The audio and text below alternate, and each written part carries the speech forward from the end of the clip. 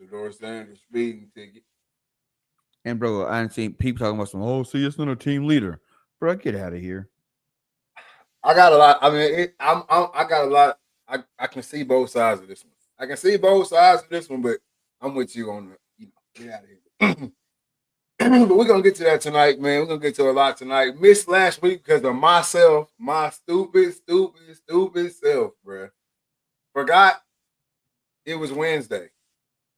Was out of town, had already planned to do it. I was gonna do it up for y'all, man. Instead of having this behind me, I was gonna have the waves crashing up against the beach behind me, man. Got a room specifically for that, and it was Wednesday. I just dropped the ball. I guess all I can say is I dropped the ball on it, man. I looked at the clock. It was like 9:30, 10 o'clock, whatever time I texted you. And it just slipped my mind.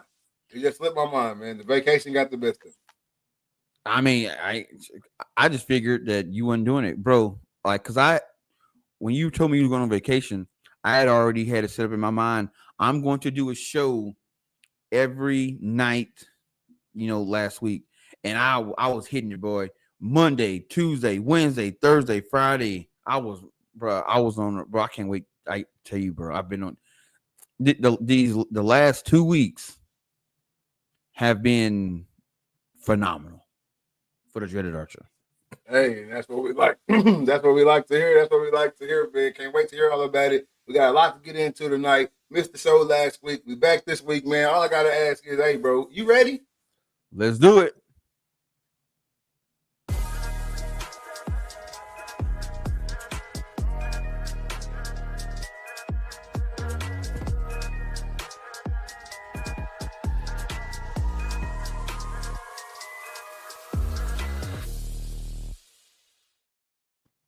Good afternoon, good evening, good night. This is season 7, episode 2021. Where we at?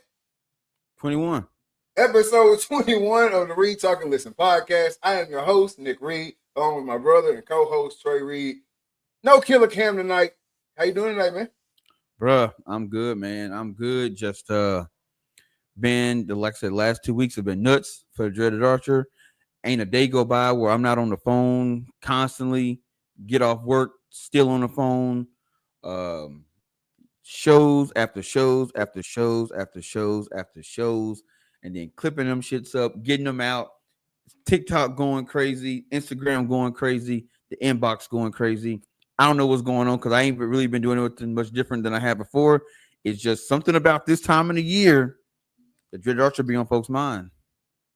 Hey, that's what I like to see. That's what we like to hear, man.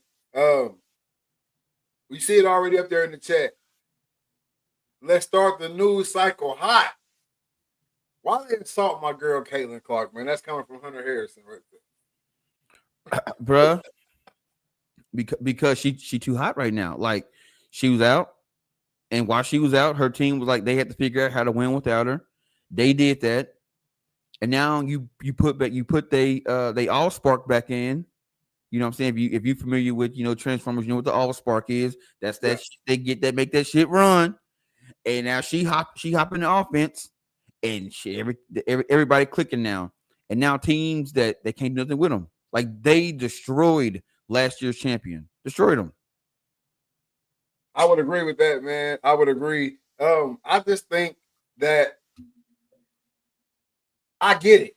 You know what I'm saying? I get the frustration from the other women. I truly do. It sucks. It's gotta suck, right? Let's just say you're a 4, 5, 6 year vet. You know what the league has been. You've been grinding your way. You know what I'm saying, to make this league be something different, be something whatever, and you get no credit for it. Obviously, Caitlin Clark, who deserves the credit, is getting all the credit. That shit has to suck. I can't say it doesn't. Right. And we're just starting to see those frustrations spill. It started with just like the super old head vet saying stuff. And while they were saying stuff, everybody's like, hey, man, y'all go ahead and sit down, man. Y'all had y'all's time. You couldn't get it done. She getting it done. Hey, we rocking with Caitlin. Right? Now, all the women that were setting up in that time period, we see how they really was feeling. Yeah. We see how you really, you know what I'm saying? Now it's starting to spill over. So now the fouls are harder. You know what I mean? And I think the referees feel some type of way too. I'm starting to feel that the referees feel some type of way too. Because what the hell going on, man? But they letting like blatant fouls just go by. Like she got hit in the face. Didn't call it. You know what I'm saying? Hell, was it a couple weeks ago? She crossed somebody over. They broke their ankles. Oh, they call a foul on her. So it's one of those things where it's like they trying to knock her down a peg. Like you doing too much. But like in all reality, she ain't talking her shit. Because had roles been reversed and say Angel Reese was doing all the shit that Caitlyn doing, we would hear her mouth. If another girl in the league was doing what Caitlyn Clark was doing, they'd be talking, beating their chest up front. They would be straight up. But Caitlyn is busting ass and chilling. Yeah. And so I just think that in the league don't like it. The players don't like it. And now, like you said, it's starting to flood over to the referees because for what reason? I don't know. Me as a guy that, I like to, look and see the the corruption and stuff. I would say the league would be like, hey man, we getting these views. Let her get beat up. Let her take a little hit from here to here. Yeah, but I think they would get even more views if you went the other way. If the league went the other way with the shit, right? If the league went the other way and they were calling these fouls and Caitlyn Clark was scoring 50 points and she was scoring 60 points, I don't think you would see a very big discrepancy in the view count. Right? Right. I don't think you would see that. I just don't. But I think you are gonna lose view count if you let this continue. Brett Morris Cunningham got that dog in him. Laugh out loud. I don't know Cunningham. Is that the one who just did all the scrapping? Yeah. Yeah, she got that dog. She got a little dog in her. I can't say this though. We haven't seen the NBA scuffle get this physical in a while. You know what I'm saying? So I'm gonna say Big Three maybe, but not NBA. Yeah. So this also could be a ploy for as coming from the top. Shit, let them scrap. Let them scrap. But yeah. So Sophie wasn't going. Sophie wasn't going at all. Yeah, Cunningham is the one that stood up. Yeah, I think Cunningham is the one player that stood up for Clark. Yeah, exactly. But no, Clark was getting manhandled. I saw the clips. I did not watch the game. I am not a WNBA fan. Let's not get it twisted. But Clark was. I watched the clips and she was taking a beating. She was. So shout out to Cunningham for sticking up for her. I think you might have got a little mopped up in the process, but hey, that's what we do. You stick up for your teammates. Somebody's got to. Somebody's got to.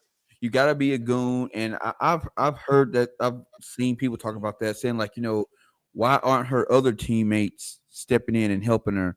And if there's a couple ways you can look at it. Now, if you look at it like one, they could be like, "Hey, man, I'm not getting involved. That's not what I do."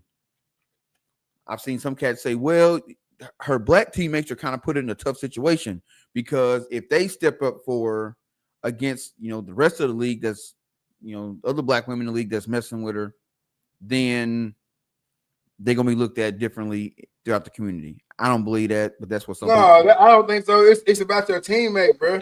It's a teammate, but yeah, that's just what some people are saying.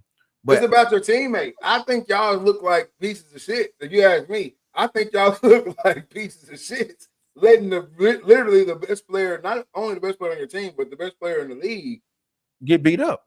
You know what I'm saying? It's like an old lineman. No old lineman is letting their quarterback get hit late. Now, nope. You know what I'm saying? I'll take that penalty. Yeah, I'll take the penalty.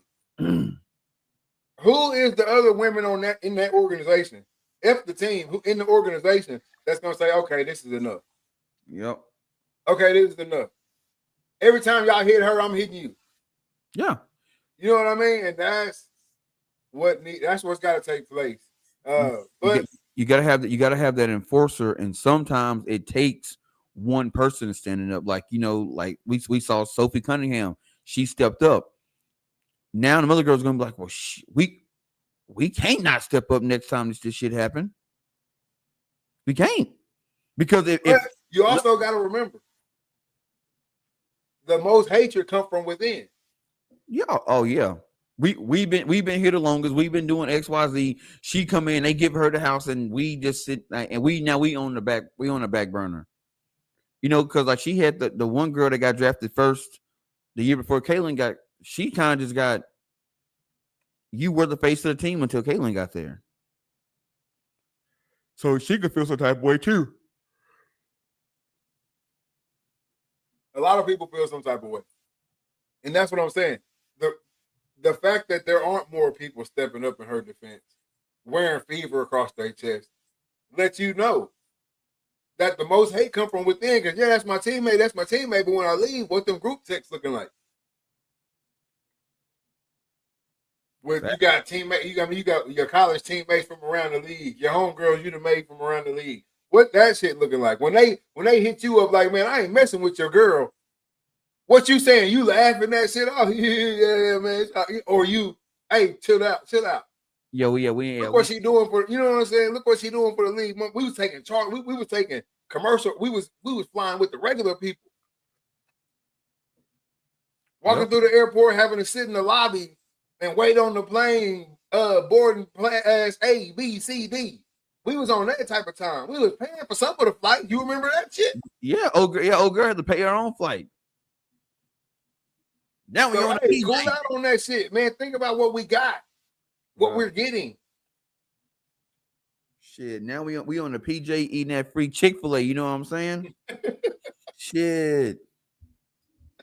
So that's what I'm thinking. The league right now, man, they got us. Hey, because what if you lose her?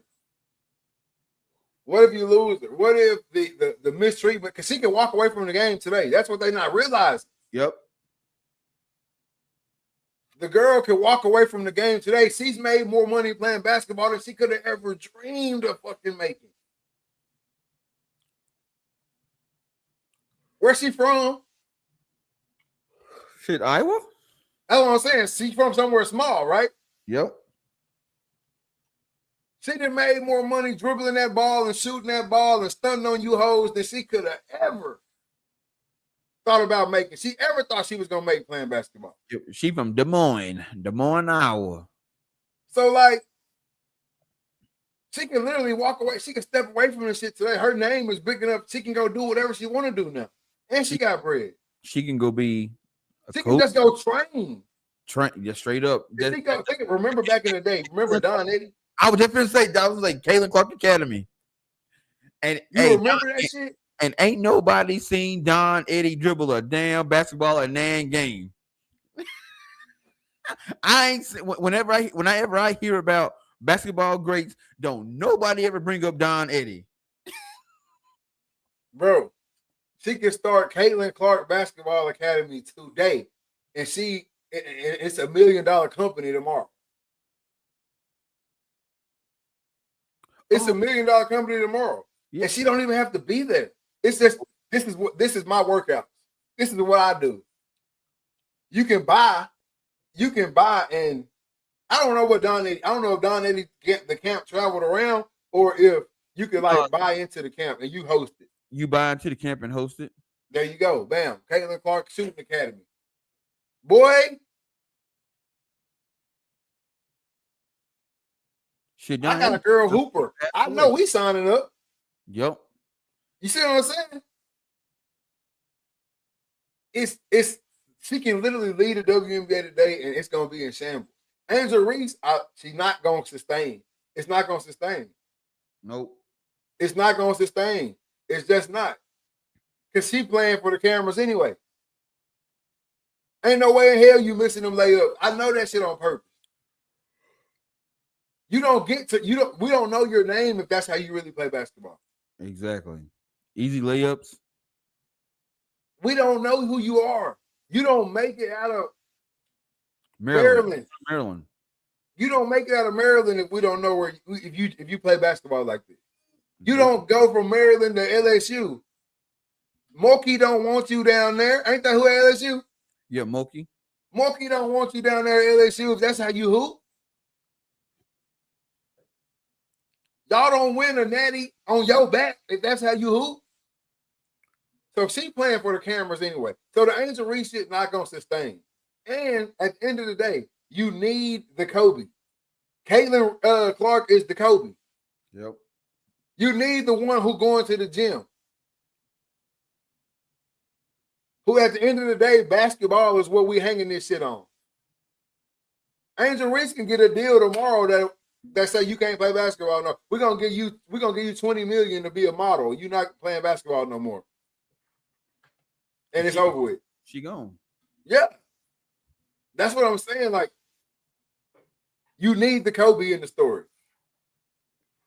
The gym rat. You know what I'm saying? Yep. So hey, keep playing WNBA. Keep playing. I done told y'all, I done damn near coached y'all through this whole process if y'all would have listened. Yeah, he's just dropping the bag, bro. Come on. Dropping the bag. But no, hey, you hit the nail on the head with that Don Eddie's comparison. Because I'm telling you now, bro, if she left the WNBA right now today and launched, like I said, the Caitlin Clark Basketball Academy camp, man, $1 million. She can literally go on tour. On tour. That's what I'm saying. She can literally go on tour, bro. Basketball is small fucking peanuts to what Caitlin Clark's name has become. Arkansas, LSU tied up, bottom of the 8th. Okay, Arkansas to battle back in. They let them back in. Now they battling back in. Okay. Good. They trying to force that game tomorrow, baby. She got to. But yeah, man, hey, hell, she ain't got to leave Iowa if you really want to be honest. She could literally just do camps in Iowa, and people that's serious about their kid playing basketball are gonna send their kids there. She can build a building. She ain't got to do that. She already sponsored by Hy-Vee. Hy-Vee got the Hy-Vee Arena in Des Moines. Caitlin, you use it as much as you want. All right, cool. And that's what they do with that. Fly your kid in. I'm telling you, bro, the shit would go bananas. She would make a buttload of money. And don't let her start an AAU program where she got the Caitlin, I don't know what the Clarks or whatever her team be called, and she got 4 or 5 teams at all. Bruh, it's a wrap. Parents paying that bread. They paying that bread to be on her team. I'm telling you. Hey, keep playing WNBA, man. Keep playing. They gonna show. She can show y'all better than she can tell y'all. I'm letting you know that now, man. What they say? Hard head make a what? Soft ass.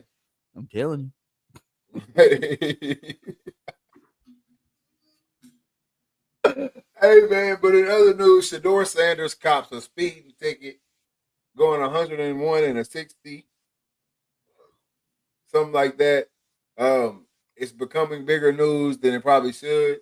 Give me your take on it, because I already got my take on it. Like, when I originally heard it, I figured, man, it's young kid, got fast cars, want to drive fast. But then I was like, damn, bro, you got at this point, man, with the quarterback race being so tight and in Cleveland, you gotta do whatever you can to stay out the news in a negative light, because they gonna find some way to spin the shit. Yeah, no doubt. But I also think about it from this standpoint. The QB battle is only really real from the outside. You see what I'm saying? The QB battle situation, you do need to stay out of the news in a negative light. But the QB battle is really only real from the outside. That shit not really that real on the inside. You know what I'm saying? Yeah. But then I also think that people, when it comes to just this situation, as far as just the athlete driving fast, the rug situation. Right. You see what I'm saying? And then also everything that, like, the positive stuff that's coming out about Shador, or that has been coming out about Shador since the draft, is all cerebral. You know what I'm saying? He's much more mature than the other rookies. You know what I'm saying? he thinks he thinks with a different mindset than the other rookies. He's poised. He works hard. First one in, last one out type of guy. And all this good stuff. So this is the one thing that they can say, oh, look, he slips up, he's human. Uh-oh, look. We told y'all he's human. Because what's the first thing they say? Oh, these are leadership qualities. What? Him speeding in the car by himself. He ain't lead nobody. But here they go. I told y'all he don't have leadership qualities. Look at him, what, 101 innocent? Sitting there with a book full of speeding tickets. Exactly. You see what I'm saying? I was That's going what kills me. 70 and the 60 today. That's what kills me with it, man. But hey, pay the speed ticket, make it, get it off. You know what I'm saying? Get it behind you and keep pushing forward, man. The QB, you already see he coming into camp at the QB2 spot.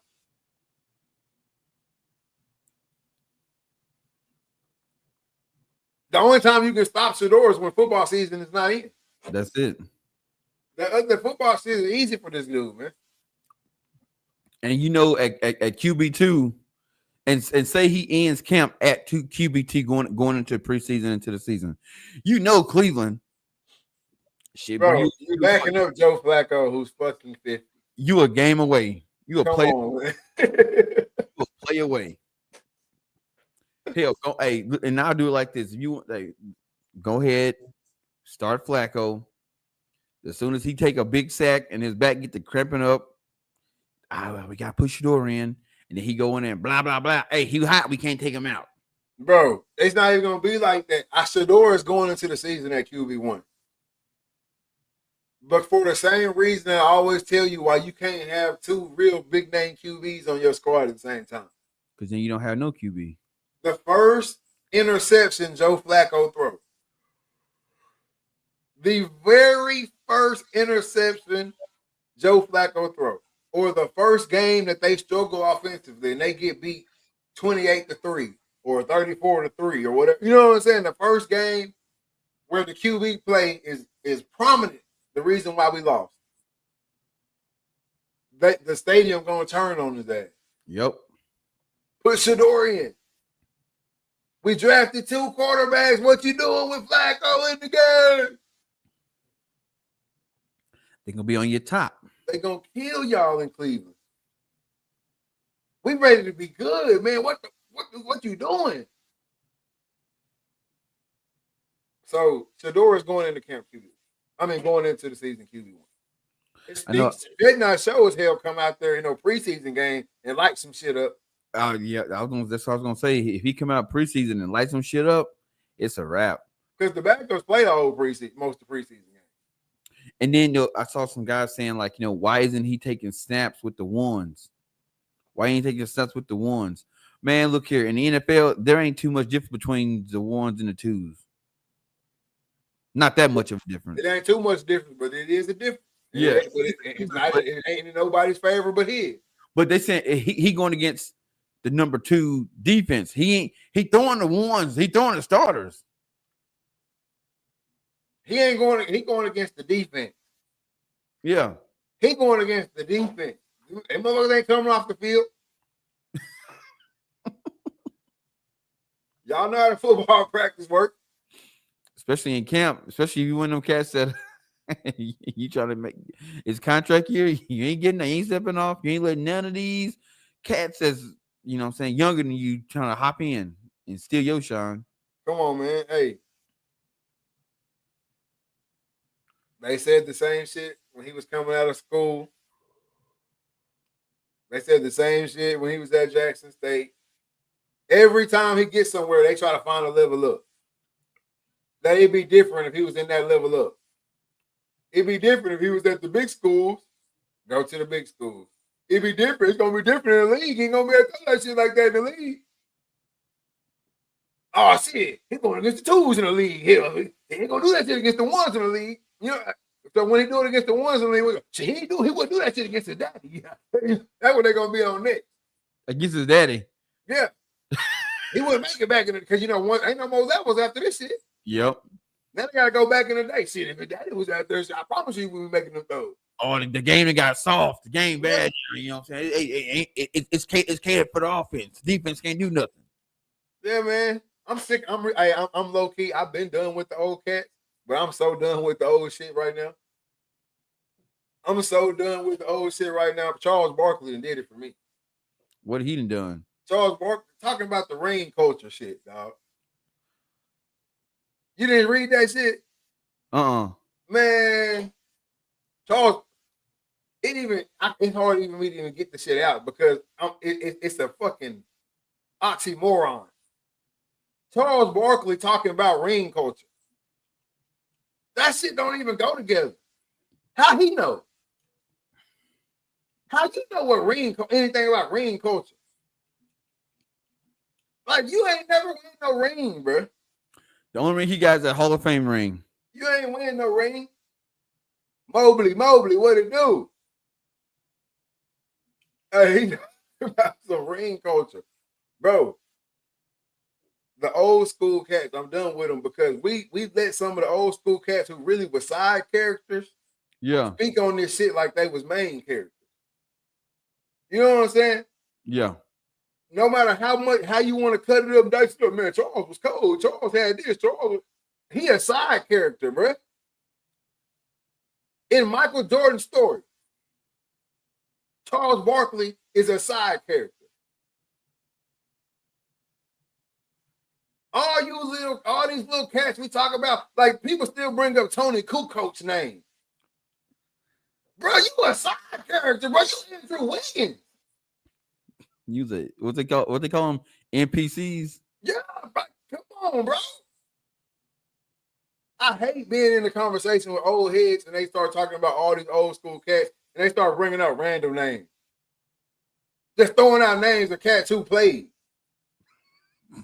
Bro, that's side character shit, bro. We talking about main characters, cats who you can't tell this game story without them.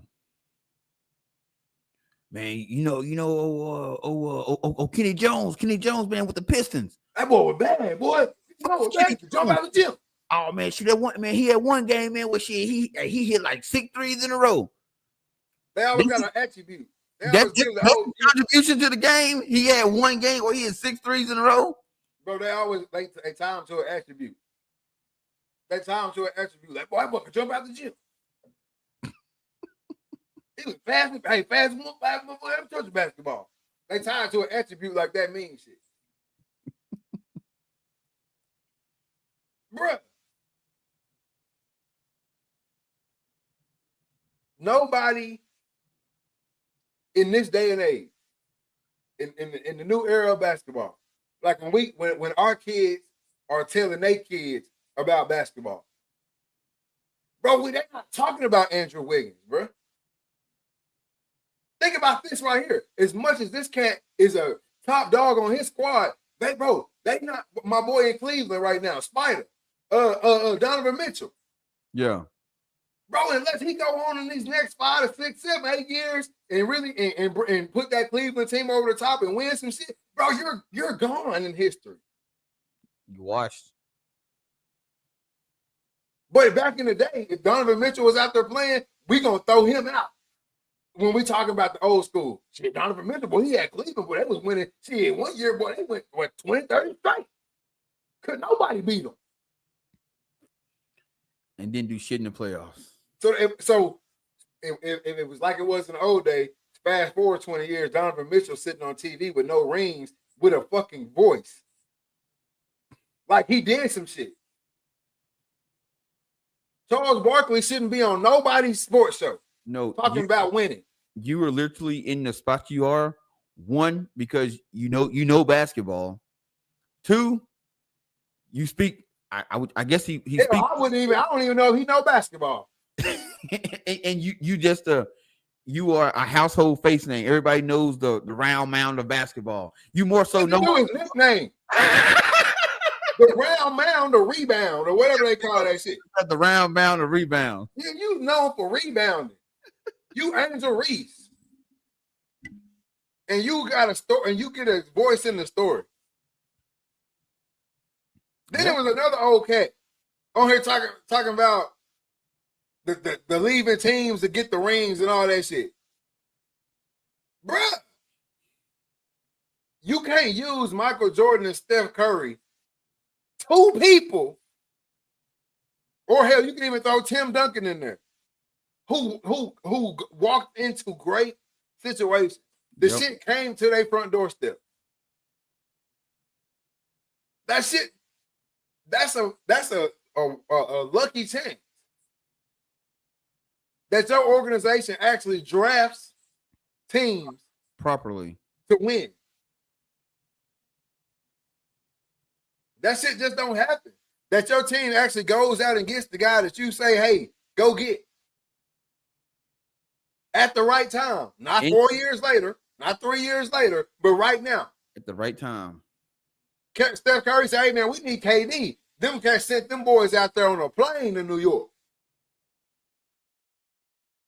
What they call the Hampton Six? Yep. The Hampton, whatever they call that shit.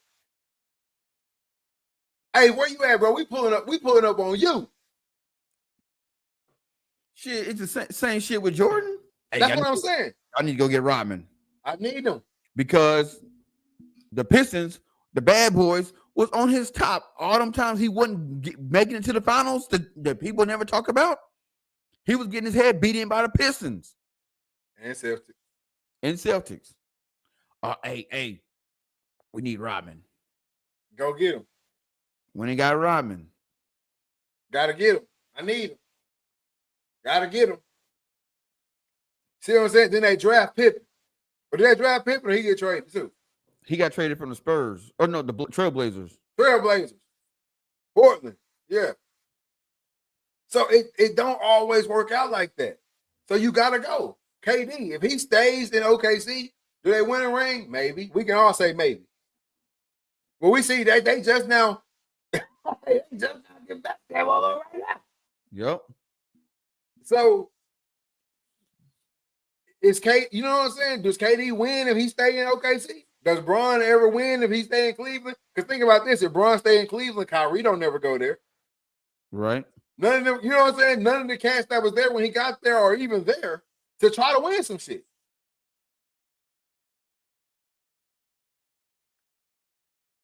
So what Jordan got to the Bulls on 85? 86, 85, 86, somewhere like that. All right, so 85, they lost in the Eastern Conference first round. 86, lost in the Eastern Conference first round. 87, lost in the Eastern Conference first round. 88, lost in the Eastern Conference semifinals. 89, lost in the Eastern Conference finals. 90, lost in the Eastern Conference finals. And then 91, 92, 93, we know. 94, lost in the Eastern Conference. He's gone at that point. 95, lost in the Eastern Conference semifinals. Then he come back, 1-1-1. So obviously, when he came in 85 or 86, whichever one it was, they were already a playoff bound team. They was missing some pieces. The team was set. He walked into a good situation, but they just couldn't get over the hump. Something happened between 90 and 91 that got them over the hump where they started winning championships. I'm not saying it wasn't Jordan, but I'm saying they had to get some missing pieces. Exactly. So are you willing to wait 8 years, 6 years, 7 years for your, you know what I'm saying, for your organization to do some shit where you can win?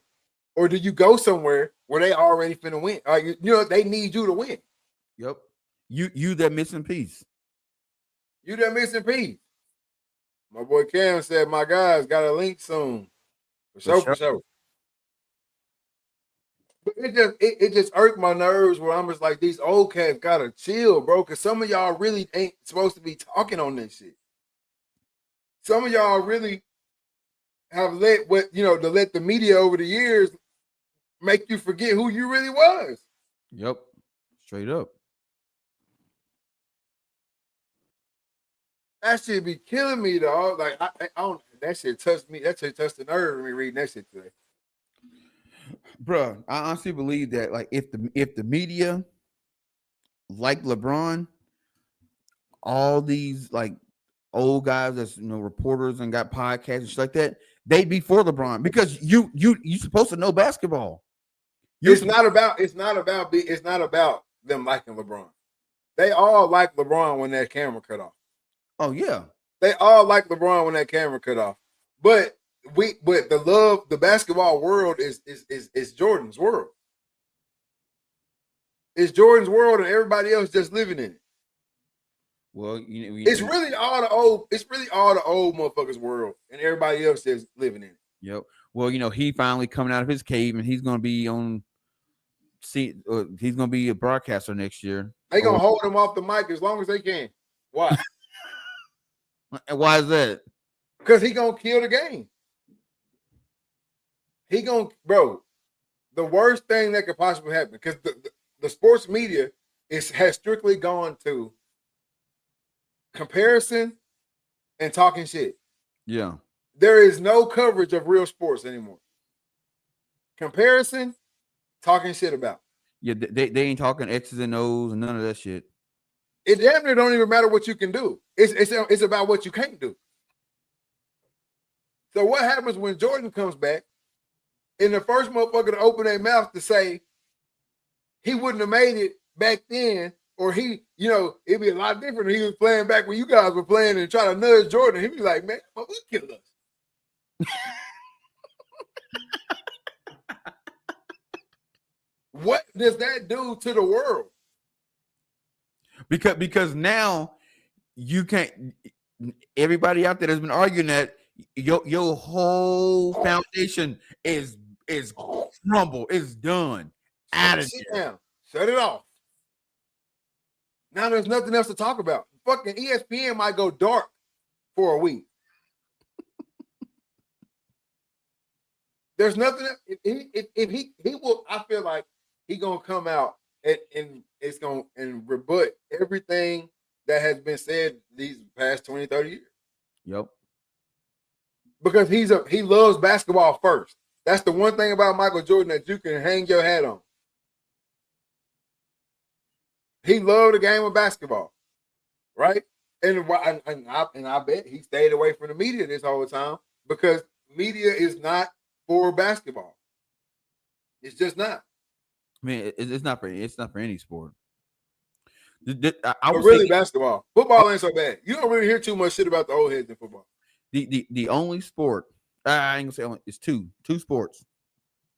It's two sports right now where the analysts they are actually breaking down X's and O's, strategy, and all that shit, and they give their players credit, and that's hockey and soccer.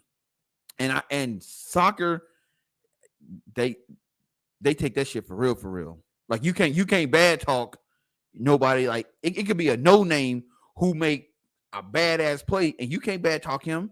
You can't say, oh well, he didn't. No, that is a soccer play. I would say basketball, football. It ain't too much bashing going on in the football world or comparing. And it ain't too much going on in the baseball world either. Really none at all in the baseball world. With comparison and bashing? Yeah, comparison and bashing. Like, you don't see nobody throw that bitch in there and strike somebody out, and they be like, woo, that was nice. But remember Randy Johnson? Nobody does that shit. Yeah. Nolan Ryan was a monster. These hitters would have trouble. Nobody's saying that shit. Bro, baseball, them cats get old, retire, and they step away from the game. They don't be no commentator, none of that shit. I mean, you got some commentators been with the team since fucking the 80s. He didn't see a whole lot of motherfuckers come through that joker. That's what I'm saying. There ain't too much comparison because it's like it's realistic shit. But in basketball, it's really bad in basketball. They've held on to the old guard for way too long, and it's a wrap. So when Michael Jordan come on, watch what I'm telling y'all. They're gonna hold him off the mic. We're gonna see his ass on commercials. We're gonna maybe even see his ass walking around on the court on pregame. But I guarantee you, when you play almost 200 games a season, I see why they don't want anything to do with it. Hey, talking about baseball. Yeah.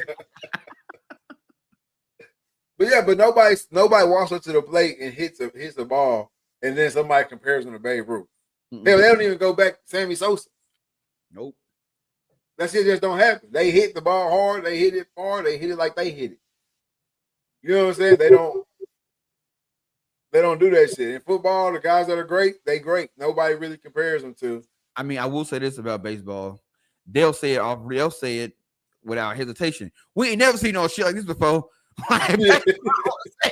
We ain't never seen no shit like this. And fans be like, yeah, he sure is right. Exactly. And look, this is the shit. This is the difference between basketball and for sure baseball. And this just happened the other day. So Buddy from Arkansas throws the no the other day, right? Yeah. He throws the no-hitter. We didn't get fucking clips from the College World Series 1995, 1987, 1979, or somebody else throwing a no-hitter. We didn't get them clips this week. As a baseball player, anything before the 80s, I don't even really acknowledge. Yeah, I don't acknowledge nothing. When it was back there, the pitcher get ready to throw it, or somebody back there, 1 Mississippi, 2 Mississippi. Oh, see, he threw that shit 95. I can't go with that. That's a wrap. That's a wrap. What was y'all clocking that shit with in the 80s? Let me know. A stopwatch. Gotta do the math real quick. The conversion table. Yeah, that's all I'm saying. That shit off. That shit, if your math ain't good, it's really off. You know what I'm saying? But we didn't get that this week, man. We got, Buddy got to be celebrated. If somebody in these finals does a crazy performance that only been done once or twice, they finna show us the once or twice all week. Yep. Bro, I didn't see six little videos about the flu game. Oh, the flu game. This time last year. We tired of hearing about that shit now. We didn't heard about it, man. Like, let somebody else shine right now. Yeah, we done with y'all calling the hangover the flu. Yes.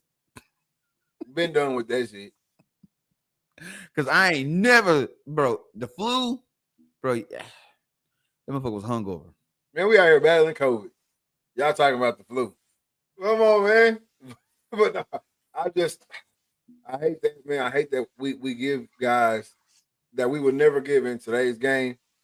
We give those same caliber guys from back in the day a seat at the round table. Yep. You know what I mean? Like, you got Shaquille O'Neal sitting on this side of the set, and you got Charles Barkley sitting on this side of the set. Shaq and Charles shouldn't be on no same set. Nope, we are not the same. We're talking about the most of something. Most dominant big man ever is what the title they give him, which really just means the best to me, but whatever. Most dominant big man ever. What is your title, Charles? The round mound of rebound. You see what I'm saying? Like that, you shouldn't be on the same set. You shouldn't be able to speak on somebody winning rings or not winning rings. Because I think it was about LeBron's finals record is what he was speaking on. What's your finals record? And see, and that's what sucks, because like you know the guys who played, like Charles Barkley. You know how hard it is to get to the finals. You know it. You've been in it. And to see a cat do it time and get there time and time again with teams that nobody really knew, like those guys on the scene. I ain't gonna say they nobodies, but he got there with a bunch of non-playable characters, man. This is guys who will never be remembered in history outside of the Miami years. In the year in Cleveland, the Cleveland title. But all them years when he was in Cleveland and he was going with it, Mo Green and Ilgauskas. Is it Mo Green? Mo Williams. Mo Green is from The Godfather. You don't talk to a man like Mo Green like that. Mo Green. Mo Williams, bro, it's cats, Chambers and all them. You'll never remember them cats at all. Yeah, that's another thing. Norris Cole pissed me off on Gil's Arena last week. Man, Norris Cole, man, them type of cats, Mario Chalmers, when he be on podcast, man, them type of cats, man, they really irk my nerve, man. They really irk my nerve, man. Y'all motherfuckers ought to be kissing LeBron feet. No, in all seriousness. Y'all should be, come on, man. You think you sitting on Gil's Arena podcast all these years later if you don't play with Bron? They think so. Hell no, because what did you do after? What did you do after, bro? Y'all cats was damn near chosen because y'all were nobodies. Yes. We got the big three. Who can be the point guard that can just get the hell out the way? Not saying that y'all didn't. Not saying that Norris Cole and Mario Chalmers didn't come up big in a lot of moments on that squad. Not saying they didn't. But you ain't even in those positions. If y'all on teams by yourself somewhere else, you're not even ever in those positions to make a play in the moment. You don't get to the moment. You think if Mario Chalmers is on the Heat and LeBron is still in Cleveland, that the Heat go to the finals 3 years in a row, 4 years in a row, whatever they did? Nope. Man, look at that shit. 11, 12, 13, 14, 15, 16, 17, 18, man. And then think about this. Came back and won that bitch again in 21. Yep. So that's... Come on, man. He ran the East for 1, 2, 3, 4, 5, 6, 7, 8 years. And then the next 8 years, look, it's different cats.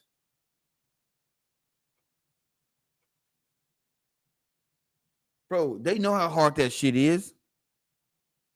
But they can't say it because the media. It's downplay shit, man. It's downplay shit, man. Hey, if you tuned into the podcast, we appreciate you being here, man. I know that shit got a little long-winded. We appreciate you being here. Hit that like button. Hit that subscribe button if you're over on the YouTube, man. Hit that notification bell so you can know anytime we go live. Y'all see us, we got the chat down there in the bottom right tonight, man. Spicing this thing up a little bit for y'all. Help y'all follow along a little bit better in that chat. I know we got people on different platforms watching. I didn't think you noticed it. Oh yeah, man! Come on, you can't get nothing by me. Make sure we hit that share button, man. If you're on the Facebook, let it out there. Let everybody know what you're watching, why you watching, and where you watching over here at the Read Talk Podcast, man. Also, you see the shirt. I got it on today, man. I got it on the Read, Talk, and Listen merch. It's here, man. Get over to readtalkmerch.com. Got the big words on the back, man. Sports, culture, controversy, repeat, man. Got the RTL highlighted in that red. You can see in the background, we like the red around here. Readtalkmerch.com, man. Get over there, light it up, put it in your cart, order it. Let's go. Run it up. Got a new design ready to drop. Just waiting on the site to get a little bit more traction, and then we're gonna drop that new design on y'all, man.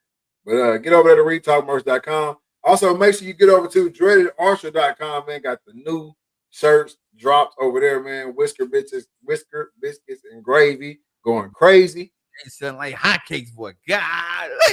And then we also got the See You Next Season shirts over there too, man. So get over to dreadedarcher.com, man. Get you some merch, put it in your cart, get you a phone case, get you a t-shirt, get you a hoodie, get you they got way more merch over there on dreadedarcher.com.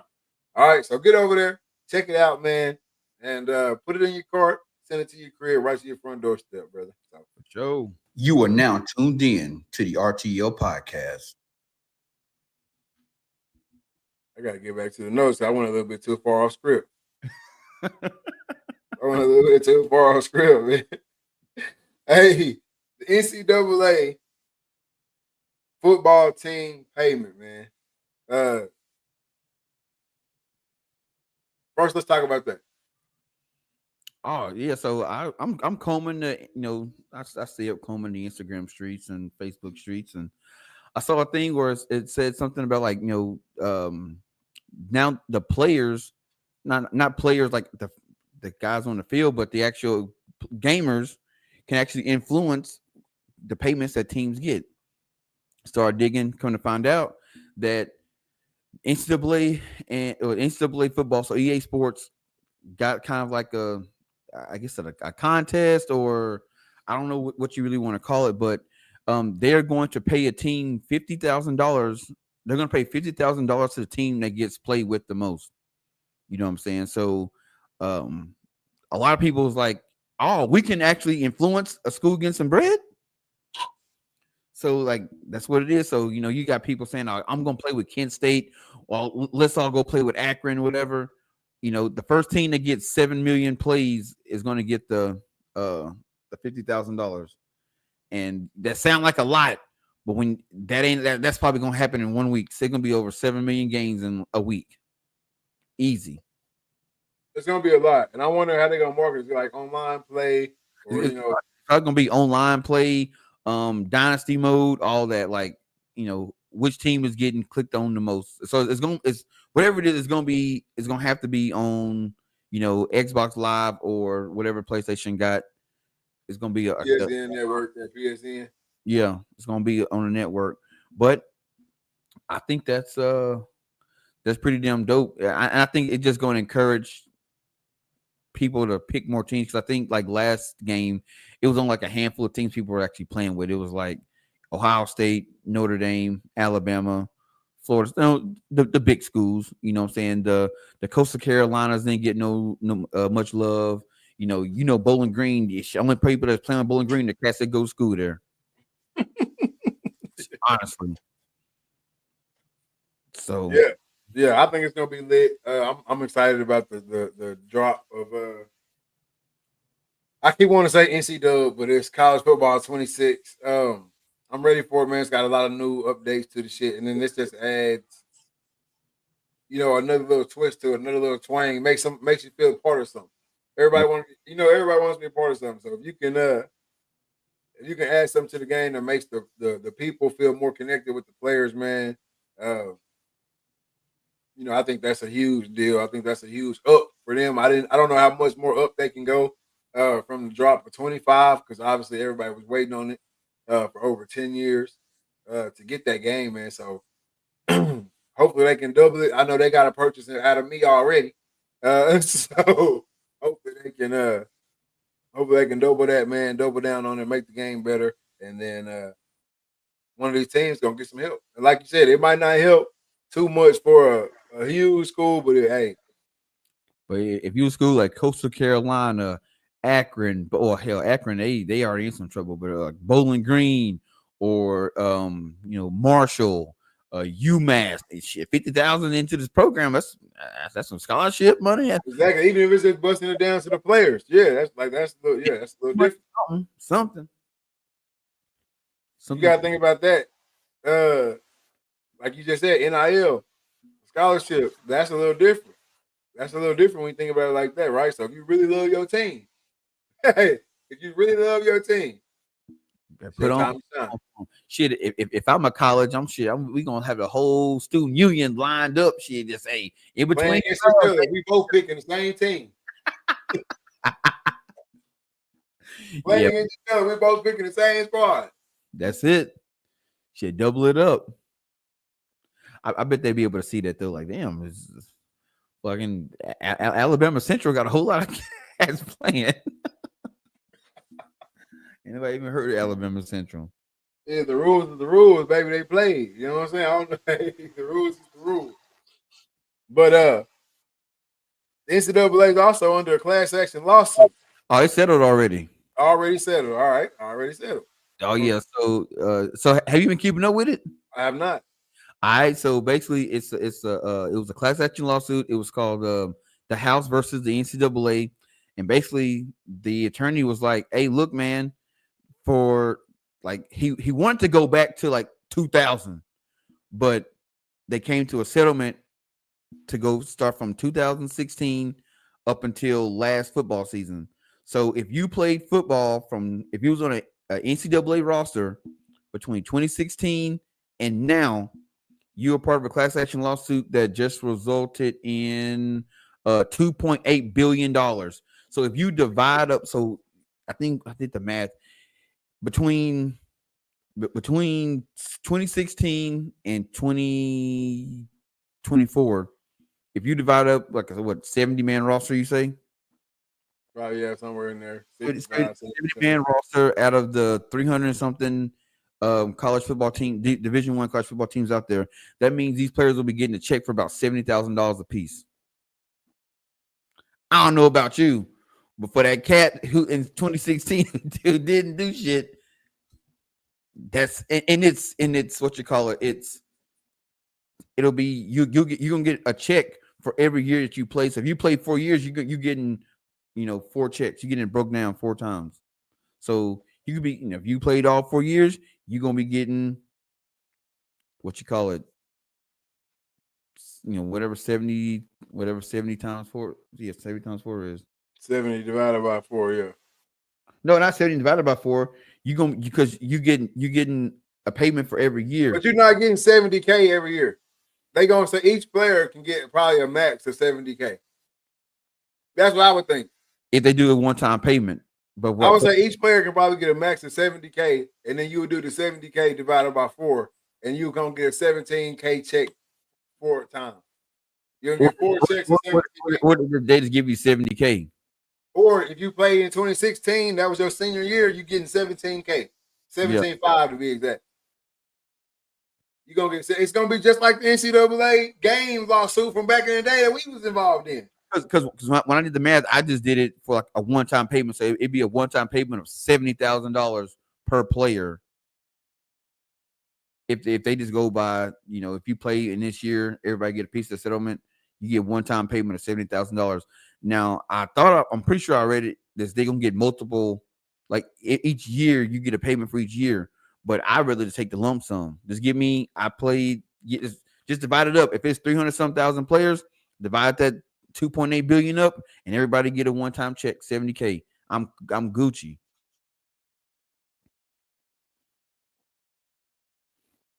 I will be Gucci.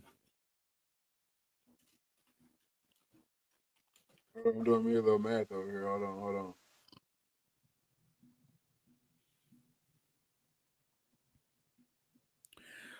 It says the NCAA class action lawsuit settlement known as House versus NCAA settlement will result in payouts in current and former college athletes, with amounts varying significantly based on factors like sport, conference, individual performance. Estimates suggest that football and men's basketball players from top conferences could receive an average of $91,000, with some receiving significantly more, potentially reaching 1.8 million, while athletes in other sports might receive considerably less. So it seems if you play football and basketball, you're gonna be getting a little bit more. Yeah, anybody with 2 sport athletes, they're gonna be living life. Hey, if you played in 2016 till now, we telling you right here on the Read Talk and Listen podcast, get online, look the shit up, find the paperwork, sign your name, and send it in. Because we did it. we did it, and back in when they did the first little class action lawsuit from I think it was from 2005. From EA. Huh? That was with EA though. Yeah, that was with EA. And shit, I got my little, my little $2,700. Me, I got my check. Now we're gone. Hey, and I'm talking about I got on, I put my information in, boom, boom, boom. I hit submit. I got an email saying that they received it, and shit, probably about 4 or 5 days later, check was in the mail, baby. Check in the mail, it's gone. Like it's mail, cologne. I just signed a deal, I'm gone. What's good, Hoop? What it do? But yeah, man, if you played, don't sleep on those class actions, man. Shit, no. Cause shit, anything beat a blank. Hey, I gotta give y'all an update on this game, man. I'm trying to give y'all an update. But I saw a couple cats talking about it, and they said, man, they doing everything they can not to be able to pay Reggie Bush. They want to go back too far. Arkansas lost. Damn. LSU. They out of there. Oh look. Yeah, that's tonight. Yep, they lost 6-5.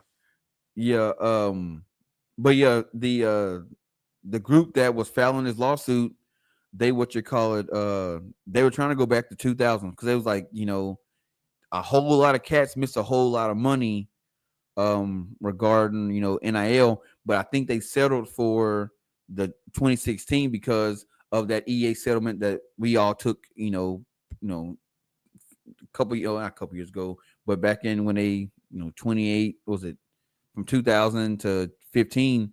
So it's like, well, that group already got paid. Now this group is gonna get paid. I just wish my shit would have been in name, image, like Nasuka shit. I'm trying to get some billions. Yeah, I'm just saying. Hey, I'm just saying. If that is the decision y'all made, y'all need to go back to the drawing board on that shit because that little 1100. Hey, I ain't gonna lie to you. When I saw the lawsuit was settled and they said they was paying out 2.8 billion, shit, I sure wouldn't see how far it was stretching back. Because had it been one of my years, shit. I just need to go back one more year. I'm gonna get paid. I'm trying to tell you. Hey, if I'm you, I still put in. What's that? What the worst they can do? Oh man, he missed it by a year. Go and give it to him.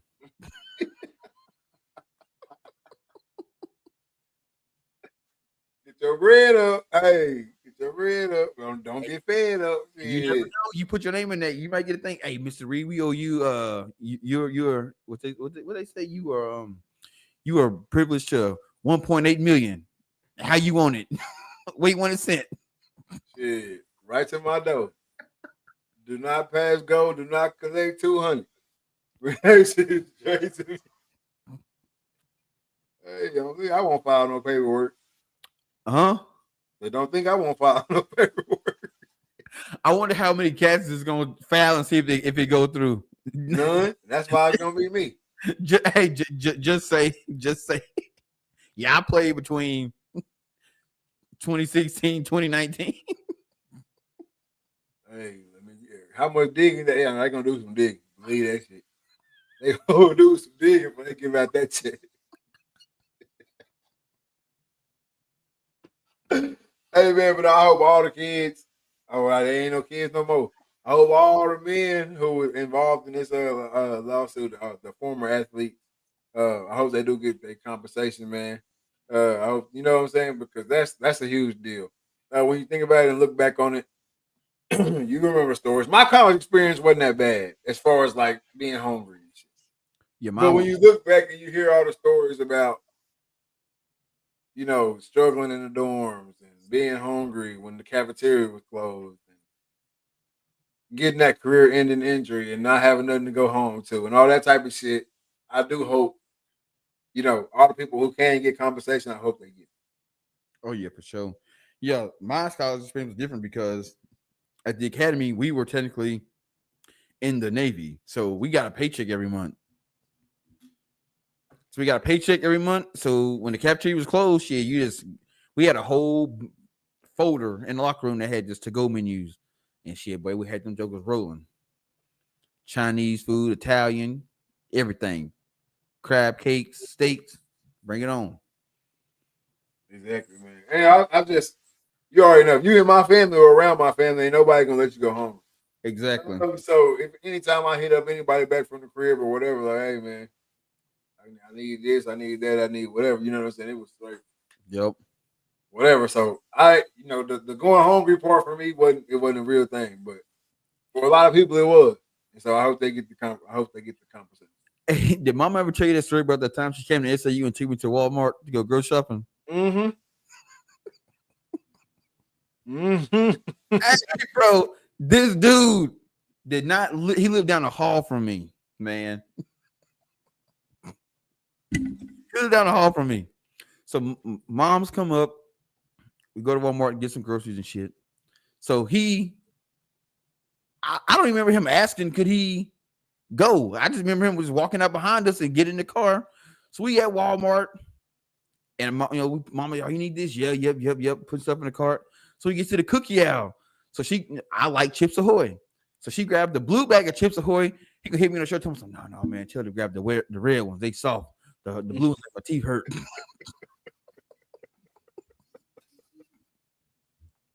But I think he put more stuff in that cart than I did, man. And like I said, he didn't live with me.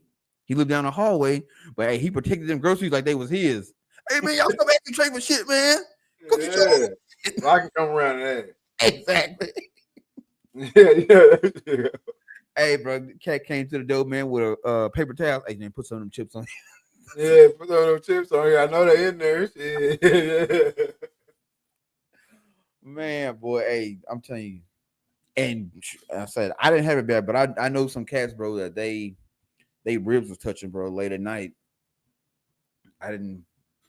I had a crock pot in my room. Shit, I was used to cook shit up and had that shit. Hey, me and Chester, but we live good. But see, that's all I'm saying. They deserve that conversation. Hell yeah. Because to go through that type of shit and then go out there and put your life on the line every Saturday or Friday or Thursday, whenever y'all played, you deserve some type of conversation for that. So hopefully they get it, man. We got the we got the pro softball league coming, man. I'm excited. I'm stupid excited about it. And I know you are too, but they getting off on the right foot, man. So go ahead and talk about that a little bit. Oh yeah, man. They had I forgot what game it was, what MLB game it was, but before the game they like showcased the teams. They brought all the girls out or all the women out, and introduced the teams, and then they had kind of like a home run derby. They had a stage set up on the field, and these ladies was cracking home runs. You know what I'm saying? Out there, pow, knocking them out, and just building up anticipation for the league. You know what I'm saying? There's no better play in baseball than a home run. It gets everybody excited, even if you cheering for the other team. But they announced it. Announced the teams, had the home run derby, and then had the ladies out in the stands, signing autographs, mingling, meeting people, kissing babies, shaking hands, doing all the right things to build up anticipation for this league. All the shit that the WNBA refuses to do. But that's neither here or there. But I'm super excited about it. I feel like that during the Women's College World Series, I feel like they what do you say? Oh, here we go. Juwan Benobi says, y'all think the pro softball will be more fun to watch the MLB, better ratings eventually, etc. I think they have a chance to challenge it. Yep, for sure, off the rip. We all know the hype around the Women's College World Series. We all know this. It doesn't matter who's playing in it. We watch postseason softball in college. We watch, right? And then those women go on to their legacies die right there. Like they just stop. There's nothing more. So I think that softball crowd that is broadcasted so heavily during the Women's College World Series, I think that crowd carries over to the pro softball because you have to have something, especially when you look around and see how big the travel softball is and the select softball is around the country right now. Those girls have to have somebody to look toward. It's kind of like the shit you're seeing in the WNBA right now. Although I think they're horribly managed, but you see how much like the little girls are just attaching themselves to Caitlin Clark, to Angel Reese. You know what I'm saying? To those type of players. So now you get to see what's your girl from Texas Tech, who just got paid $1 million to come to Texas Tech and pitch that thing. Now you get to follow her to her next team. Yep. You see what I'm saying? And we would have got that out of all the, the Abner girl, all that, or Abbott, I'm sorry. We would have got that out of all those. So I think it's going to do great. MLB numbers ain't that great. So. Yeah, and then you think about like all the all the beer softball leagues around town. I mean, not town, but around the country, man. Like I played in the beer league where, you got girls and guys playing co-ed, softball and out having fun. They gonna go to the games. You know what I'm saying? So it's, I think I don't even know where the teams are. Do you know like where the teams are located? Mm-mm. Well, here we go. Right here.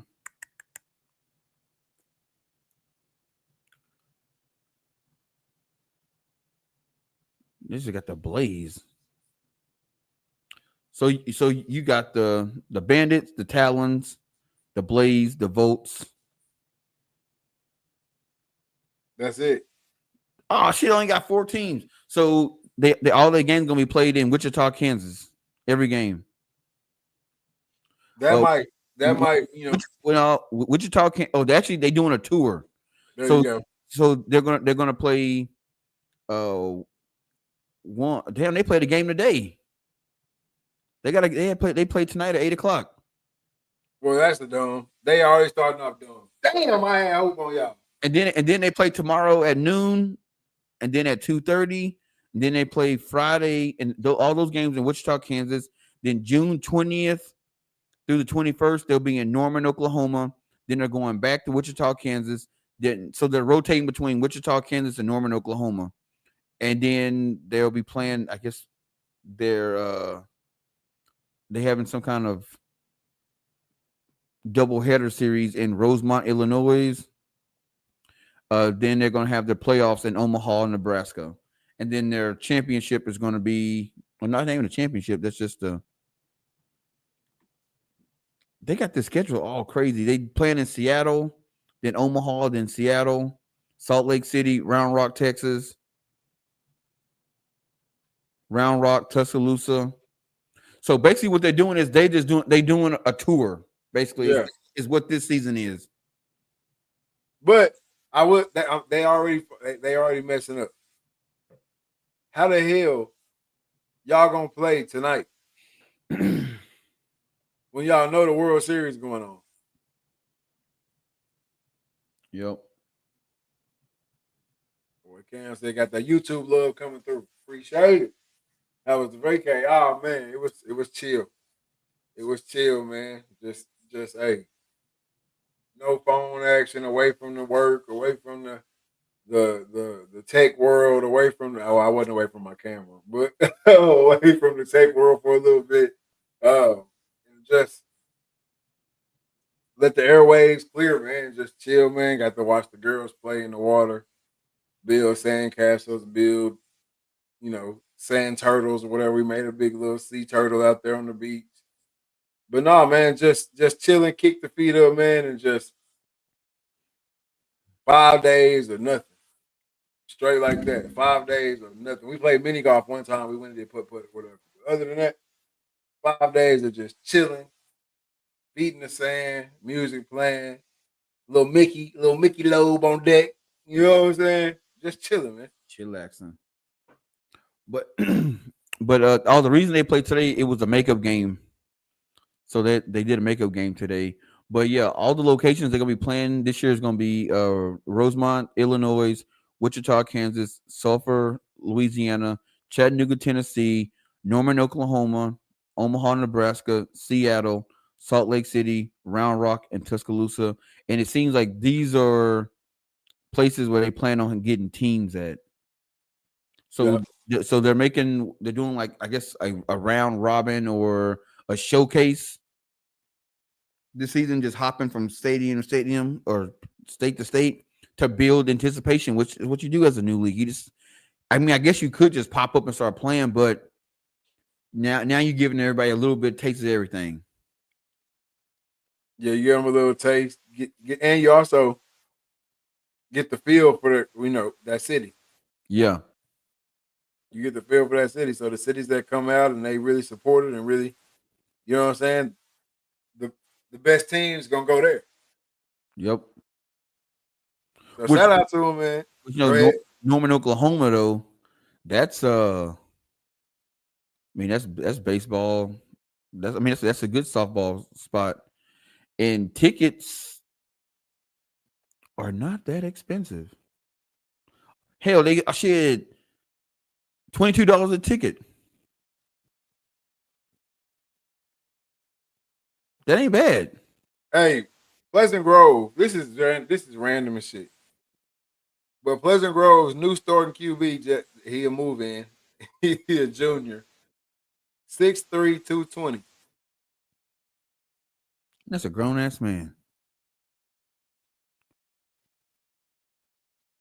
Hey, shout out to him. They trying to go get they trying to get a ring. Somebody in the comments says, looks like his dad is a coach. Probably got hired at PG and son came with him. Shout out to him, boy. Hey. Hey, Gibby said, "Shit, I always got something up my sleeve." Y'all thought what y'all thought this was? Y'all thought shit was over. Feel all this shit to start losing at all. But man, I think with tickets being $22, you're gonna pack out the house. And like I'm seeing here, like the game tomorrow, game one is almost sold out. Yeah, both game ones are almost sold out. Between the Bandits and the Talons, almost gone. So Hey, shout out to them. I think they got a good chance. Like you saw OG1 asked a minute ago, if they could surpass MLB numbers. It's gonna be hard to surpass MLB numbers with this type of schedule, I think. But I do think it is a very, very, very good start to be able to surpass MLB numbers when they open this thing full speed. Yep. Well, game 1 and 2 just game 1 and 2 just sold out for tomorrow. And I think their live crowd always gonna be good. Yep. I think their live crowd will be great regardless. It's shit you've never seen before. Yep.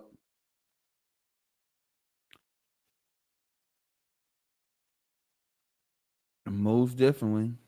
And but see, they plan all their games on like ESPNU, MLB.com. I think that's gonna hurt them. But then again, it might not, because you guys are at a weird time of the year where there's a lot of shit going on. So if you get on TV, you're not gonna get watched. I don't know though, man. I don't know. I've seen crazy. Even at this time of the year. Because right now, the only thing that's gonna hurt them is the football shit gonna ramp up, like preseason shit. Yep. That's the only thing that's gonna hurt them on TV. But like I said, I think their live crowd will be on point. And then on top of that, the banana shit that showed you. NFL preseason won't hurt them because their season ends July 28th. Oh, so they good.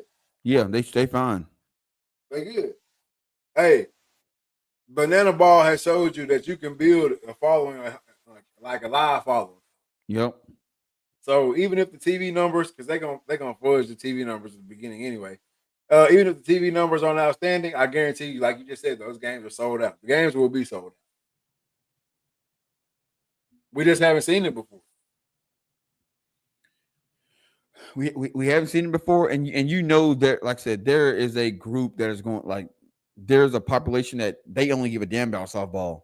Exactly. So they're gonna be tapped in. You're gonna have every high school, girl that playing softball, she gonna be tapping in. All the college women gonna be tapping in. And when they go to a town like that has a college there, for example, when they're in Wichita, Kansas, you got the Shockers. What is it? Wichita University, Wichita, or Wichita University, whatever that school. The Shockers, their whole team gonna be out there. Mm-hmm. Which if you got the whole softball team, then you're gonna bring in the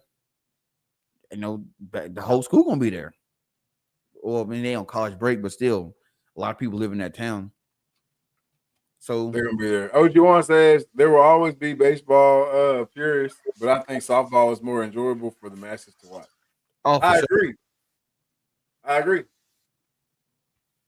Even just no matter what anybody on this planet tries to tell you, there's nothing that we would rather watch men do than women. The majority of your sports fans are men. Yeah.